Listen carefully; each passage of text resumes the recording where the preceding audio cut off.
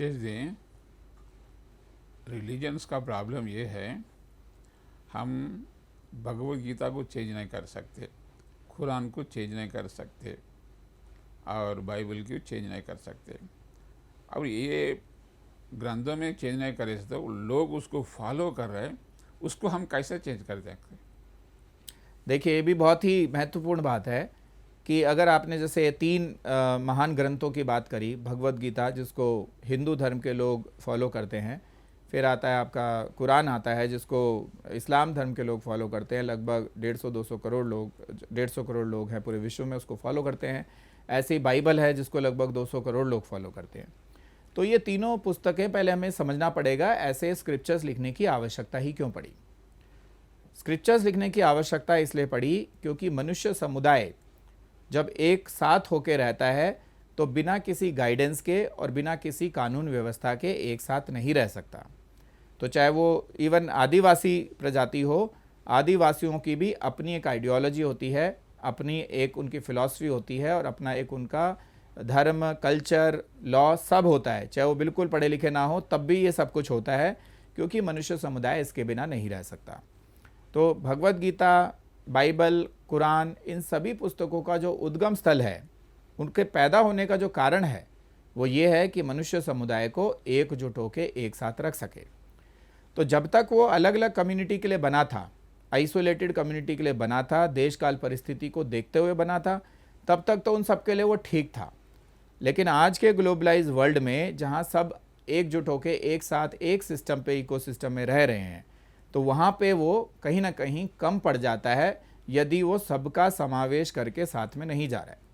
तो ऐसी अवस्था में वही कारण फिर से पैदा हो जाता है जिसके कारण भगवत गीता बनी, जिसके कारण बाइबल बनी और जिसके कारण कुरान बनी। तो आज की परिस्थिति को देखते हुए, आज की आवश्यकताओं को देखते हुए ऐसे ही जन्म हुआ एक पुस्तक का जिसका नाम है कोड ऑफ सिटीजन्स कंडक्ट, राष्ट्र धर्म, जिसको हम शॉर्टकट में COCC भी कहते हैं। ये वो पुस्तक है जो इन सभी धर्मों को, इनकी सबकी सेंट्रल बुक को एक बेंचमार्क देती है कि अब आप अपनी जितना भी आपके कुरान की आयतें हैं या बाइबल के वर्सेस हैं या भगवत गीता के श्लोक हैं, उसका जो तथ्य है, एसेंस है, उसको इस बेंचमार्क थ्योरी के साथ रिलेट करके देखो। और यदि आपको लगता है आपको अपग्रेड की आवश्यकता है या उसी पुस्तक के नए मीनिंग की, अच्छे मीनिंग की और रिफाइंड मीनिंग की आवश्यकता है, तो उसकी ओर बढ़ें। पुस्तक को नहीं बदलना है, ना बदलें, लेकिन उसके अर्थ को उन लोगों से समझें जो आत्मज्ञानी हैं, उन लोगों से ना समझे जो उसको खुद ही नहीं जानते, खुद ही जिनको उसकी रियलाइजेशन नहीं है। तो जैसे ही ये प्रक्रिया प्रारंभ होगी और बड़ी होगी तो आप देखेंगे सारे डिफरेंसेस जो है लोगों के बीच में से हटने लगेंगे, सारी कम्युनिटी एक ही होने लगेगी और वसुदैव कुटुंबकम जो ना कम से कम करोड़ों लोगों की कम से कम इच्छा है उसकी पूर्ति होने लगेगी।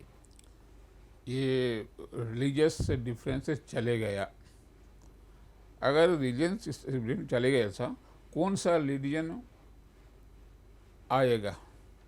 तो जैसा मैंने नाम लिया COCC, code of citizens conduct, राष्ट्र धर्म, उसका अर्थ ये है कि as a citizen of this planet आपका क्या उत्तरदायित्व है, क्यों भेजा गया है आपको इस पृथ्वी पे।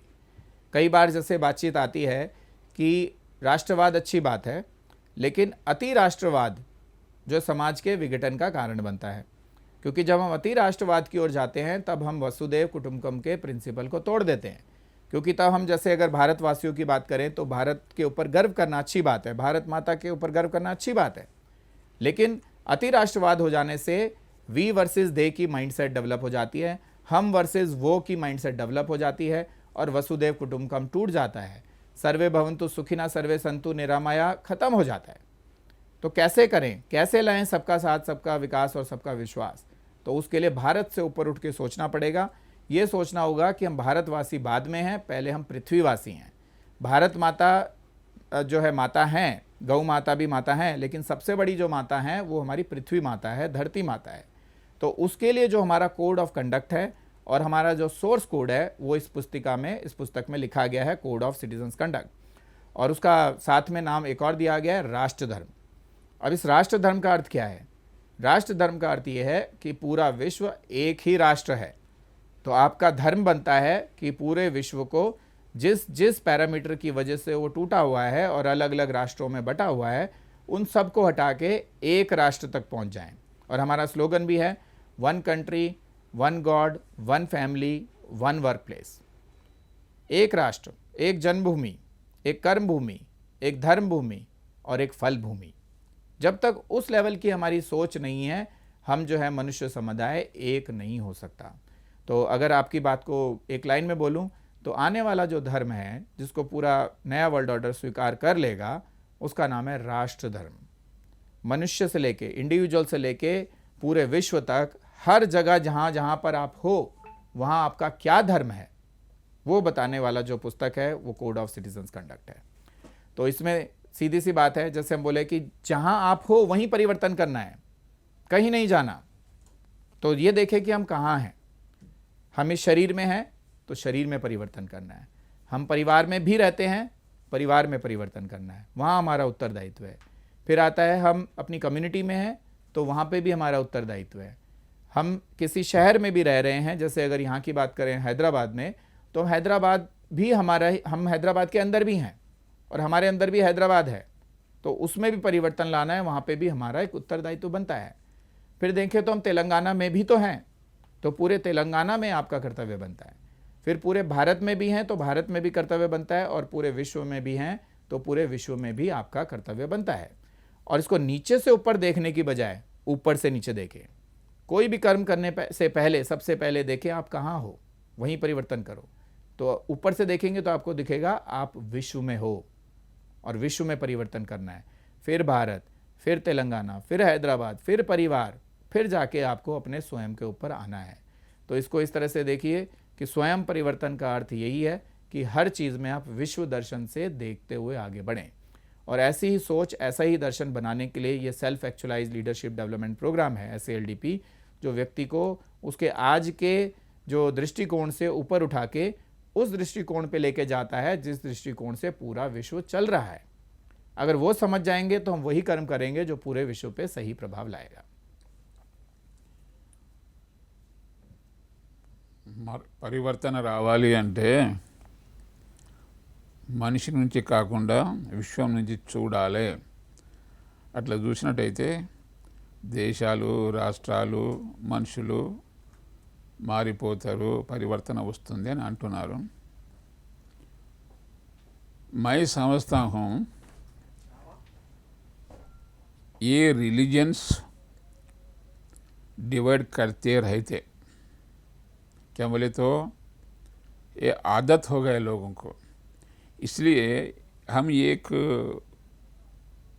बहुत अच्छा कॉन्सेप्ट है, हम सब मानव है, हम सब ह्यूमन बीइंग्स है, पर ये लोग भूल गया कि हम मानव है बोल के भूल गया। किसी को पूछे तो तुम क्या बोले तो मैं हिंदू, मैं क्रिश्चियन, मैं मुस्लिम ऐसा बोल देते, पर मैं मानव बोलने वाला नहीं है। इसलिए मैं समझता हूँ ये समाज को परिवर्तन लाने के लिए सब लोग हम मानव है, वन ह्यूमैनिटी, ये एस्टेब्लिश हो जाना, इसके लिए हम क्या करना है। बिल्कुल आपने सही कहा कि हम हिंदू, मुस्लिम, सिख, ईसाई बाद में हैं। जब हमारा जन्म होता है तो हम मानव रूप में जन्म लेते हैं, पूरी मानव प्रजाति है, मानव जाति है। तो ये बात हम भूल गए हैं। ये बात याद आ जाना ही उन सारी बॉर्डर्स को तोड़ देता है जो हमने आर्टिफिशियली अपने बीच में बना लिए हैं। तो इन आर्टिफिशियल बाउंड्रीज को तोड़ने के लिए इनसे ऊपर की चेतना का आना आवश्यक है। तो जैसे आप बार बार एक बात बोल रहे हैं कि रिलीजन ने वो रोका हुआ है, बिल्कुल ठीक है। रिलीजन जो है मनुष्य समुदाय को खंडित कर रहा है आज की डेट में। अपने लोगों को तो हो सकता है जोड़ रहा है जो उनसे सब्सक्राइब हैं, लेकिन दूसरे लोगों से उनको अलग दिखा रहा है, खंडित कर रहा है। तो उस खंडित परिस्थिति से अखंड परिस्थिति तक पहुंचने के लिए उसके सारे रिलीजन के चारों ओर एक ऐसी लक्ष्मण रेखा खींचनी होगी जो उन सबको एक ही साथ में लेके चलने में सक्षम हो। और कोड ऑफ सिटीजन्स कंडक्ट में, राष्ट्रधर्म पुस्तक में ये पूरी संभावना और ये पूरी क्षमता है। वहाँ से उसको दुनिया को वो आगे लेके जाएगी जहाँ पे सारे रिलीजन भी आपस में जुड़ जाएंगे। तो पहले हम ये सोचते थे, जैसे अगर जन्म की बात करें तो इस जन्म में हिंदू धर्म में मान लो जन्म हुआ, जबकि मैं नहीं मानता हूँ कि मैं हिंदू हूँ, मैं तो मनुष्य हूँ। तो हिंदू धर्म में मान लो जन्म भी हुआ तो ये माना जाता था कि सबसे मुश्किल जो धर्म है जिसको साथ लेके चलना नेक्स्ट टू इम्पॉसिबल है, असंभव है, हिंदू माइंडसेट से आता है कि वो है इस्लाम और क्रिश्चियनिटी। तो जब हमने इस बात को परखने की कोशिश करी कि क्या ये बात सत्य है, तो आगे बढ़ के जब देखा, उनसे बातचीत की, वार्तालाप किया, तो उनके अंदर के इस्लाम से पार निकल के, उनके अंदर के मुस्लिम से पार निकल के हम उनके मनुष्य तक पहुंच गए और वो लोग भी हमारे मनुष्य तक पहुंच गए। और जैसे ही मनुष्य ने मनुष्य को देखा वो एक हो गए। तो ऐसे बहुत से लोग हैं जो प्रोजेक्ट युग परिवर्तन में मुस्लिम कम्युनिटी से भी साथ में जुड़े हुए हैं, जो कि पहले लगता था कि असंभव है। तो जब सबसे मुश्किल जिसको माना जाता था वो आसानी से जुड़ गए, तो समझ लीजिए हम प्रयास करने से पहले ही अपने आप को हरा देते हैं कि ये नहीं हो सकता, ये परिवर्तन संभव नहीं है, इसलिए हार जाते हैं। आप आगे बढ़ के देखिए, हर परिवर्तन संभव है। अगर आपने जान लिया, मान लिया और फिर ठान लिया तो कोई परिवर्तन रुक नहीं सकता। तो हम पूरे इसमें कॉन्फिडेंट हैं, कहीं कोई शक सुबह और संदेह नहीं है, कोई डाउट नहीं है कि पूरा विश्व दोबारा सतयुग की ओर एक कम्युनिटी के रूप में बढ़ जाएगा। और इसके लिए जो प्रयास किए जा रहे हैं, बहुत सारे फ्रेमवर्क हैं, वो कभी डिटेल में बात करेंगे तो उन फ्रेमवर्क को भी हम दिखा देंगे कि हाँ ये संभव है।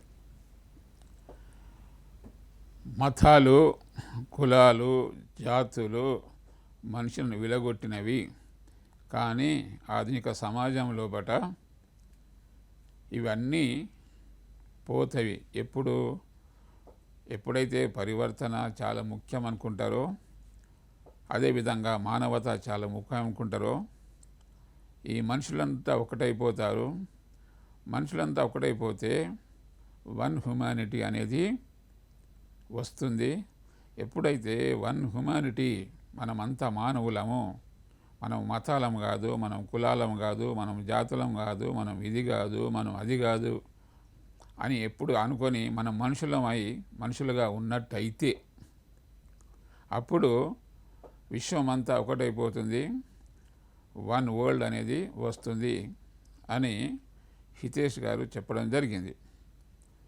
हितेश जी, आपका मूवमेंट और मिशन बहुत सुंदर है और इतना अच्छा प्रोजेक्ट आप चला रहे हैं।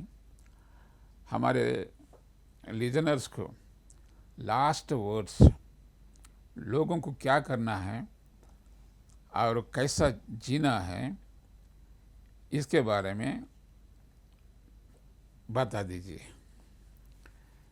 बिल्कुल, मैं बिल्कुल लिसनर्स के साथ एक 1-to-1 संबंध रखते हुए इस बात को कहना चाहूँगा कि अपने जीवन के 2 महत्वपूर्ण प्रश्नों को जरूर अपने अंदर स्वाध्याय के माध्यम से खोजें। एक तो ये है कि मैं कौन हूँ और दूसरा ये है कि मैं क्यों हूँ। मैं क्यों यहाँ पे भेजा गया हूँ पृथ्वी पे, इस बात को जानें, और मैं कौन हूँ इस बात को जानें। इन 2 प्रश्नों के जैसे जैसे आपको उत्तर मिलते जाएंगे, आपको ये पता लगता जाएगा कि पूरे विश्व निर्माण में आपका सही सहयोग क्या है, सही रोल क्या है। और इन 2 प्रश्नों तक पहुंचने के लिए जो सीधा सरल माध्यम है वो है अष्टांग योग का साधना करना। तो उस अष्टांग योग की साधना में यम, नियम, आसन, प्राणायाम, प्रत्याहार, धारणा, ध्यान, समाधि, ये 8 अंग की एक साथ जब आप साधना करेंगे तो आप देखेंगे साइंटिफिक तरीके से, वैज्ञानिक तरीके से आपका चित्त जो है वो लोअर कॉन्शियसनेस जोन से, नीचे की चेतना अवस्था से ऊपर की चेतना अवस्था में आने लगेगा और आपको समझ में आने लगेगा कि आप कौन हैं और क्यों हैं। और जैसे ही वो समझ में आने लगेगा, आप एक साधारण मानव से एक महामानव वाली परफॉर्मेंस देना शुरू कर देंगे।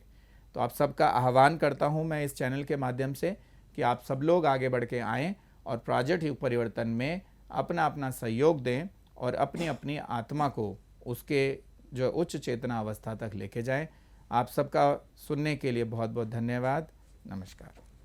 धन्यवाद हितेश जी, आप इतना दूर आए, हमारे चाल में आए, हमारे चाल में बहुत अच्छा मैसेज दिया है, इसलिए मैं धन्यवाद देता हूँ। धन्यवाद। If you like this video, please like it, share it, and for more videos, please subscribe to our channel.